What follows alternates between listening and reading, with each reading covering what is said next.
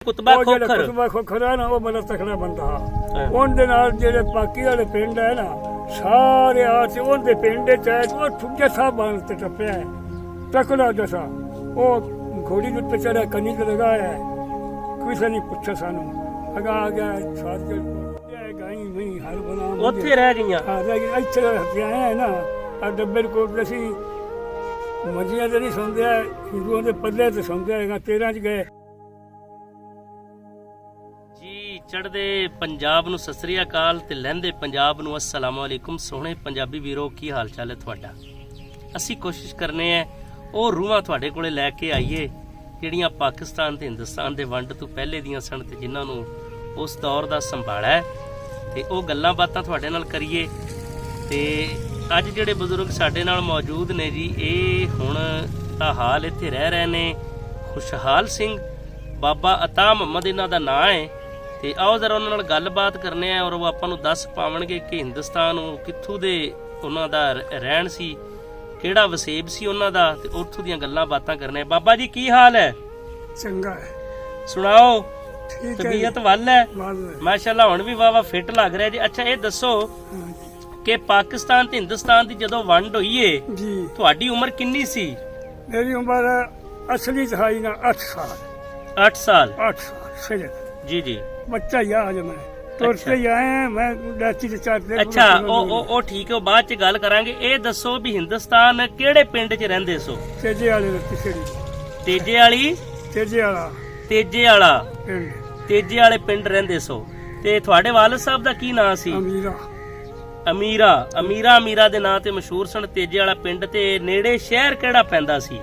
ਰੱਤੀ ਛੇੜੀ ਰੱਤੀ ਥੇੜੀ ਸ਼ਹਿਰ ਪੈਂਦਾ ਸੀ ਨਾਲ, ਰੱਤੀ ਥੇੜੀ। ਤੇ ਉਹ ਜਿਹੜਾ ਤੁਹਾਡਾ ਪਿੰਡ ਸੀ ਤੇਜੇ ਵਾਲਾ, ਉਹਦੇ ਨਾਲ ਜਿਹੜੇ ਪਿੰਡ ਸਨ ਉਹਨਾਂ ਦੇ ਕੀ ਨਾਂ ਨੂੰ ਨੇ? ਉਹਨਾਂ ਦੇ ਨਾਂ ਇੱਕ ਰਹਿਣ ਆਈ, ਇੱਕ 36 ਹੈ ਹਿੰਦੂਆਂ ਦੀ, ਇੱਕ ਵਡਿੰਗ ਮੋੜ ਹੈ ਉਹ ਵੀ ਹਿੰਦੂਆਂ ਦਾ। ਵਡਿੰਗ ਮੋੜ ਸੀ, 36 ਸੀ। ਹਾਂ। ਅੱਛਾ ਤੁਸੀਂ ਪੜ੍ਹਦੇ ਸੋ ਜਾਂ ਨਹੀਂ ਉੱਥੇ? ਨਹੀਂ ਕੋਈ ਨਹੀਂ ਅੱਜ ਪੜ੍ਹਦੇ। ਤੇ ਜਿਹੜੇ ਪਿੰਡ 'ਚ ਤੁਸੀਂ ਆਬਾਦ ਸੋ ਉੱਥੇ ਅਕਸਰੀਅਤ ਕਿਹਨਾਂ ਦੀ ਸੀ? ਸਿੱਖਾਂ ਦੀ, ਹਿੰਦੂਆਂ ਦੀ ਜਾਂ ਮੁਸਲਮਾਨਾਂ ਦੀ? ਮੁਸਲਮਾਨਾਂ ਦੀ। ਮੁਸਲਮਾਨ ਜ਼ਿਆਦਾ ਹੈ। ਹਾਂ। ਸਿੱਖਾਂ ਦੇ ਵੀ ਘਰ ਹੈਗੇ ਸਨ? ਕੋਈ ਨਹੀਂ ਚੂੜਿਆਂ ਦੇ ਆਏ। ਚੂੜਿਆਂ ਦੇ? ਹਾਂ। ਉਹ ਚੂੜੇ ਕਿਹਨਾਂ ਨੂੰ ਕਹਿੰਦੇ ਨੇ? ਇੱਕ ਕਿਰਾਲਾ ਦਾ ਘਰ ਆ। ਅੱਛਾ ਲਾਲੂ ਕਿਰਾਲਾ। ਲਾਲੂ ਕਰਾੜ? ਹਾਂ ਉਹਦੀ ਦੁਕਾਨ ਹੈ। ਉਹਦਾ ਕਿਹਦਾ ਕੰਮ ਸੀ? ਦੁਕਾਨ ਕੱਢੀ ਆ। ਦੁਕਾਨ ਤੇ ਲਾਲੂ ਦੇ ਪਿਓ ਦੇ ਨਾਂ ਦਾ ਪਤਾ ਹੈ? ਅੱਛਾ ਦੁਕਾਨ ਕੱਢੀ ਹੋਈ ਸੀ, ਯਾਨੀ ਉਹਦੇ ਕੋਲ ਕਰਾੜਾਂ ਦੀ ਦੁਕਾਨ ਤੋਂ ਤੁਸੀਂ ਸੌਦਾ। ਤੇ ਖੇਡਾਂ ਕੀ ਖੇਡਦੇ ਸੋ? ਕੋਈ ਖੇਡਾਂ ਨਹੀਂ ਖੇਡ। ਨਹੀਂ ਨਿੱਕੇ ਹੁੰਦੇ ਬੰਦਾ ਖੇਡਦਾ ਨਾ, ਬੱਚਾ ਨਿਆਣਾ। ਕਬੱਡੀ ਖੇਡਣੀ, ਖੋਲ ਕਰਨੀ ਬੈ। ਤੁਸੀਂ ਕੌਡੀ ਖੇਡਦੇ ਰਹੇ ਜੇ? ਹਾਂ ਖੋਲ ਕਰਨੀ ਬਸ। ਅੱਛਾ ਬਾਬਾ ਜੀ ਤੁਸੀਂ ਵੀ ਗੋਲ ਗੁਲਦੇ ਸੋ ਉਦੋਂ? ਐਵੇਂ ਬੱਚੇ ਆਏ ਸੀ। ਕਿਸੇ ਨੂੰ ਢਾਇਆ ਹੋਵੇ? ਨਹੀਂ ਬਸ ਇਹ ਉੱਤੇ ਯਾਨੀ ਛੋਟੇ ਬੱਚੇ ਸੋ, ਨਿੱਕੇ ਮੋਏ ਹੇਠ ਉੱਤੇ ਬਸ ਇਵੇਂ ਹੁੰਦੇ ਰਹਿੰਦੇ। ਅੱਛਾ ਤੇ ਤੁਹਾਡੇ ਬਾਪੂ ਦਾ ਉੱਥੇ ਕੀ ਕੰਮ ਸੀ? ਖੇਡਾਂ ਚਲਾਵਣੀ ਜਿਹੜਾ ਸਾਡੇ ਭੇਡਾਂ ਦਾ ਅਈੜ ਸੀ ਤੁਹਾਡੇ ਕੋਲ? ਜ਼ਮੀਨ ਵੀ ਹੈ ਹੀ ਉੱਥੇ?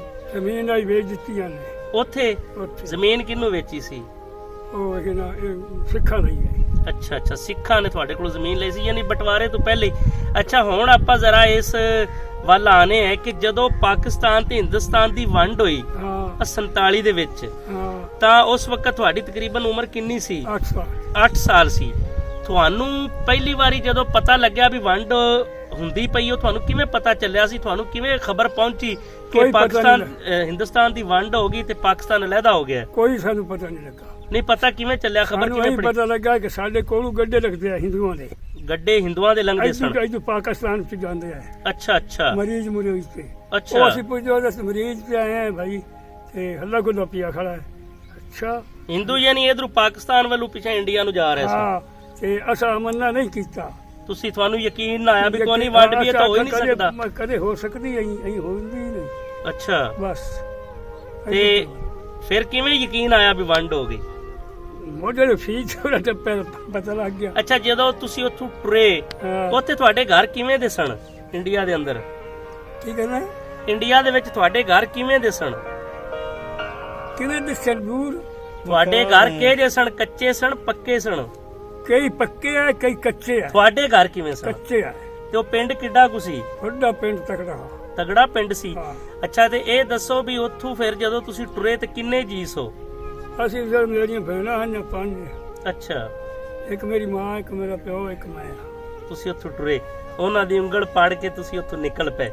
ਦਿਲ ਨੂੰ ਦੁੱਖ ਤਾਂ ਹੁੰਦਾ ਹੋਣਾ ਕਿ ਯਾਰ ਜਿੱਥੇ ਰਹਿੰਦੇ ਸੈਂ ਜਿਹੜਾ ਘਰ ਸੀ ਬੜਾ ਅਸੀਂ ਮਈ ਛੱਡਿਆ ਗਾਈ ਮਈ ਹਰ ਬਲਾ ਉੱਥੇ ਰਹਿ ਗਈਆਂ। ਹਾਂ ਰਹਿ ਗਈ ਇੱਥੇ ਹੱਥੇ ਆਏ ਨਾ ਆ ਡੱਬੇ ਕੋਲ ਅਸੀਂ ਮੰਜੀਆਂ ਤੇ ਨਹੀਂ ਸੌਂਦੇ ਹਿੰਦੂਆਂ ਦੇ ਪੱਲੇ ਤੇ ਸੌਂਦੇ ਹੈਗਾ 13 ਚ ਗਏ ਪੱਲੇ ਹਿੰਦੂਆਂ ਦੇ ਸਾਡੇ ਕੋਲ ਸ਼ਾਇਦ ਖੁਦਾ ਦੀ ਕਹਾਣੀ ਯਾਨੀ ਤੁਹਾਡੇ ਕੋਲ ਪਾੜੀਆਂ ਮੱਝਾਂ ਵੀ ਉੱਧਰ ਰਹਿ ਗਈਆਂ ਬੱਚਾ ਵੀ ਹਰ ਸ਼ਹਿਰ ਰਹਿ ਗਈ ਤੇ ਘਰ ਦਾ ਸਮਾਨ ਜਿਹੜਾ ਸਭ ਖਾਣ ਚੀਜ਼ ਪੀਣ ਰਹਿ ਗਈ ਹਰ ਸ਼ਹਿਰ ਬਸ ਉੱਥੋਂ ਨਿਕਲੇ। ਹਾਂ ਇੱਥੇ ਦੇਸ਼ ਕੀ ਤੇ ਤੁਹਾਡੇ ਜਦੋਂ ਤੁਸੀਂ ਉੱਥੋਂ ਨਿਕਲੇ ਉੱਥੋਂ ਦਾ ਕੋਈ ਮਕਾਮੀ ਬੰਦਾ ਤਾਂ ਹੋਣਾ ਹੈ ਜਿਹੜਾ ਤੁਹਾਡੇ ਵਾਲਦ ਸਾਹਿਬ ਦਾ ਬੇਲੀ ਸੱਜਣ ਹੋਵੇਗਾ ਜਿਹੜਾ ਤੁਹਾਨੂੰ ਲੈ ਕੇ ਆਇਆ ਯਾਨੀ ਕਿ ਪਾਰ ਛੱਡ ਕੇ ਗਿਆ ਜਿਨੇ ਮਦਦ ਕੀਤੀ। ਉਹ ਜਿਹੜਾ ਕੁਤਬਾ ਖੋਖਰ ਹਾਂ ਮਤੀਲੀ ਚ ਮਤੀਲੀ ਪਿੰਡ ਵੀ ਇੰਡੀਆ 'ਚ ਸੀ। ਹਾਂ ਇੰਡੀਆ 'ਚ ਅੱਛਾ ਜੀ ਮਤੀਲੀ ਪਿੰਡ ਕੁਤਬਾ ਖੋਖਰ ਆ ਨਾ ਉਹ ਬੜਾ ਤਕੜਾ ਬੰਦਾ ਹਾਂ ਉਹਦੇ ਨਾਲ ਜਿਹੜੇ ਬਾਕੀ ਵਾਲੇ ਪਿੰਡ ਹੈ ਨਾ ਸਾਰੇ ਆ ਤੇ ਉਹਦੇ ਪਿੰਡ ਚ ਉਹ ਠੁੱਗੇ ਸਾਹਿਬ ਬਣ ਤੇ ਟੱਪਿਆ ਤਕੜਾ ਜਸਾ ਉਹ ਘੋੜੀ ਦੇ ਉੱਤੇ ਚੜਿਆ ਕੰਨੀ ਤੇ ਲਗਾਇਆ ਕਿਸੇ ਨੇ ਪੁੱਛਿਆ ਸਾਨੂੰ ਆ ਗਿਆ ਸਾਰੀ ਰਿਪੋਰਟ ਤੇ ਪੂਰਾ ਟੱਪ ਸਾਥੀ ਵਾਲੀ ਬੋਲੀ ਯਾਨੀ ਕੁਤਬਾ ਨੇ ਸਾਰੇ ਤੁਹਾਨੂੰ ਇਕੱਠਾ ਕੀਤਾ ਜੱਥਾ ਬਣਾਇਆ ਤੇ ਤੁਹਾਨੂੰ ਪਾਰ ਆਪਣੀ ਘੋੜੀ ਤੇ ਆਇਆ। ਉਹਦੇ ਕੋਲੇ ਹਥਿਆਰ ਕੀ ਸੀ ਉਸ ਵਕਤ? ਬੰਦੂਕ ਲੈ ਕੇ ਟੋਪੀ ਵਾਲੀ ਅੱਛਾ ਉਹ ਲੈ ਕੇ ਅੱਗੋਂ ਕੋਈ ਆਇਆ ਕਿਸੇ ਨੇ ਰੁਕਾਵਟ ਪਾਉਣ ਦੀ ਕੋਸ਼ਿਸ਼ ਕੀਤੀ? ਕੋਈ ਕੋਸ਼ਿਸ਼ ਨਹੀਂ ਕਿਸੇ। ਅੱਛਾ ਜਦੋਂ ਤੁਸੀਂ ਉੱਥੇ ਰਹਿੰਦੇ ਸੋ ਕੋਈ ਵੱਡੀ ਲੜਾਈ ਝਗੜਾ ਤੁਹਾਡਾ ਹਿੰਦੂਆਂ ਨਾਲ ਸਿੱਖਾਂ ਨਾਲ ਹੋਇਆ ਹੋਵੇ? ਕੋਈ ਲੜਾਈ ਪਿਆਰ ਅਮਨ ਨਾਲ ਰਹਿੰਦੇ ਸੋ? ਅੱਛਾ ਤੁਹਾਡੇ ਵਾਲਦ ਸਾਹਿਬ ਦਾ ਕੋਈ ਬੇਲੀ ਸੱਜਣ ਜਿੰਦਾ ਨਾਂ ਯਾਦ ਹੋਵੇ ਉਹਨਾਂ ਉੱਥੋਂ ਹਿੰਦੂਆਂ ਦਾ? ਹਾਂ ਨਹੀਂ ਕੋਈ ਯਾਦ ਨਹੀਂ ਤੁਹਾਨੂੰ ਕੋਈ ਸਿੱਖਾਂ ਦਾ? ਅੱਛਾ ਨਾਲ ਵਾਈ ਬੀਜੀ ਵੀ ਕਰਦੇ ਹੋਵੋਗੇ ਉੱਥੇ?